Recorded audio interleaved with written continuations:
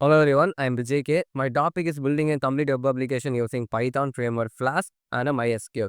Now here comes a question. What is Flask? Flask is a Python web framework which helps to connect HTMLs and Python codes. It is really one of the best framework compared with Vijay.K. Vijay.K is uh, mostly not preferred for the beginners, but when it comes to Flask, it is best for the beginners because of it is easy and simple to use, and it is an open source also.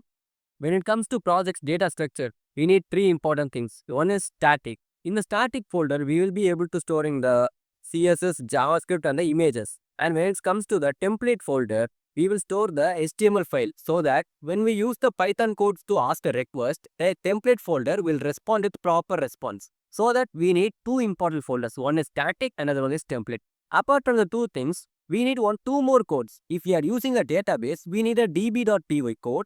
And if we are using the Flask, we need a app.py or a main.py. We need a Python code. So this is how the basic project structure looks like. So now let's see about the databases. So here comes the question, why we need to use a database? For example, if there is any need for using database, yes, because a website needs three important things. One is front end, and second is back end, and the third important thing is database. So when it comes to database, there are many different types of sources like Firebase, Google Cloud, but why we need to use SQL? Because SQL is free and easy to use and best for beginners. So that we are using SQL for web development. In this thing, there is one more important concept called route. So now here may be a question. What is route?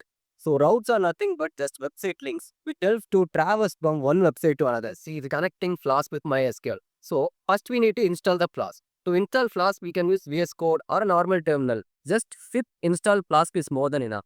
Once installed, after installing Flask, we should write the database connection mode. Once after database connecting mode is enabled, we can easily run queries. So it is really simple. We can get connected with Flask and MySQL. Now we are going to see about saving and fetching data.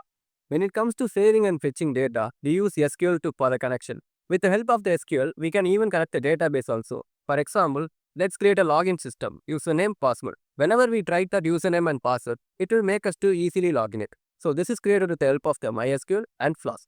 I believe these are the important things which are needed to build a complete web application using Flask and MySQL.